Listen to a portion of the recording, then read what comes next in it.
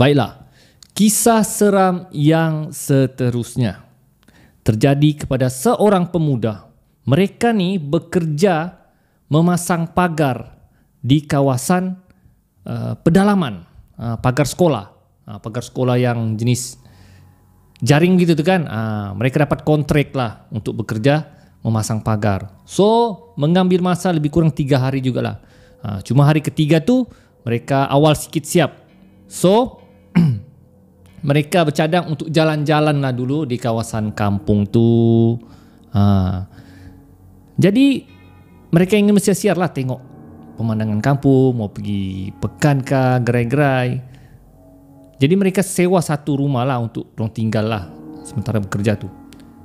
Jadi petang tu mereka berjalan sebelum maghrib. Semasa mereka berjalan, mereka sampai satu simpang besar, simpang T, ya. Simpang 3. Jadi masa mereka sampai di simpang 3 tu, mereka ternampak ada seorang lelaki tua tengah mengayuh basikal. Dengan barang, ada macam barang di belakang lah. Tapi dia macam agak menyeramkan lah orang tua tu mengayuh basikal. Lalu di simpang tu. Dan dia hanya fokus kayuhan basikalnya, lalu begitu saja. Jadi macam pelik lah orang cakap, tak pernah nampak orang tua ni sebelum ni. Tiba-tiba pula ada masa tu. Jadi sampai di kawasan pekan, dia taklah besar sangat, dia kawasan pekan. Sekali lagi, diorang nampak lelaki tua tu berbasikal lagi. Diorang cakap kan, bukan tadi ada di sana kah? Kenapa tiba-tiba ada di depan ni lagi? Dia mengayuh sambil serius dia pakcik tu. Diorang sudah rasa pelik. Laju juga pakcik dia mengayuh. Diorang cakap kan. Jadi diorang abaikan. Jadi diorang belilah barang-barang untuk bawa pulang untuk malam lah kan. Dan selepas tu mereka pulang semula ke rumah sewa mereka. Jadi masa orang pulang tu, sekali lagi mereka bertembung dengan pakcik yang bawa basikal tu. Kemudian dia bersiku dengan kawan, tu pakcik tu lagi. Berapa kali sudah, ini kali ketiga sudah kita nampak ni. Jangan tegur, kawannya cakap. Ya, kita tidak tahu dia tu siapa. Jadi mereka buat sialah. Jadi mereka teruskan perjalanan pulang ke rumah sewa mereka. Sampai di simpang 3, simpang besar tu sebelum masuk ke rumah sewa mereka. Guys, sekali lagi mereka bertembung dengan pakcik yang mengayuh basikal. Tapi kali ini dia berhenti di simpang tu dan dia buka barang di belakang tu.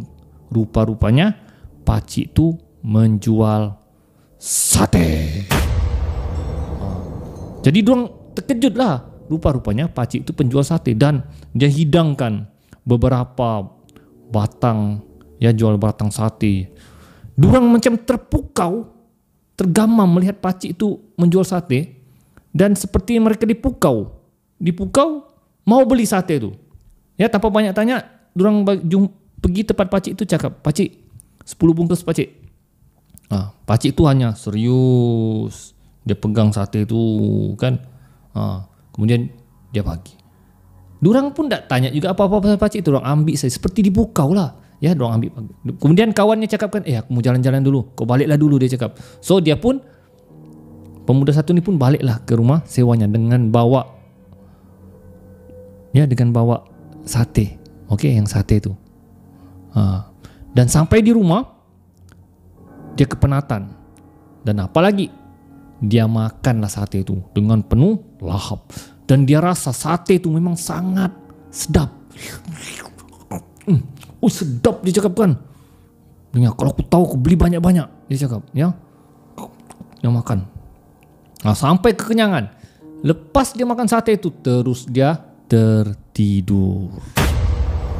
Dan lebih kurang sejam begitu, dia bangun. Dia bangun dan dia terkejut.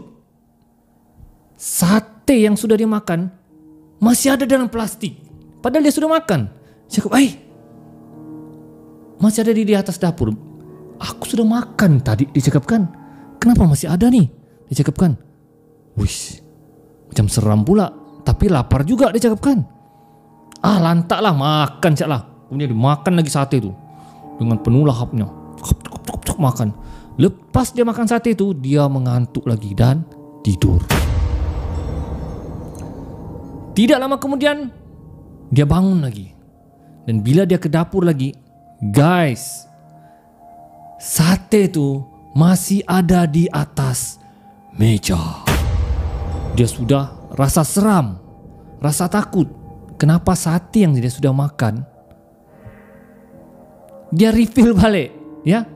Jadi dia macam, biar betul dia cakapkan, sate ni aku sudah makan, tapi rezeki juga ni dia cakapkan. Masalahnya sedap. Jadi dia pilih antara seram ataupun sedap. Jadi dia cakap, makan lagi lah. Tiba-tiba dia nampak kawannya keluar dari bilik. Kemudian dia macam yang terpinga-pinga mencari-cari begini. Dia heran, kenapa kawannya ni? Ya, kenapa kawannya ni? Dia pegang sate itulah. Kemudian kawannya tegur.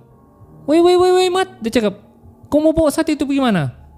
Dia ingat, kan aku beli tadi. Boy, beli? Aku yang beli itu, dia cakap. Tadi kau sudah makan sateku. Ya, kau sudah makan sateku, terpaksa aku beli lagi. Kau bayar balik yang sate ku makan. Rupa-rupanya guys, bukanlah sate itu refill, bukanlah sate itu misteri. Rupa-rupanya dia makan sate kawan. Jadi tidaklah ada misteri sebenarnya sate itu. Guys, gurau-gurau guys malam ni. Jadi dia gantilah duit sate yang dimakannya tadi. Bukanlah sate itu misteri, tapi sebenarnya sate itu kawan dia yang beli. Tapi dia pergi makan dan kawannya paksa beli lagi untuk kali kedua. Aduh.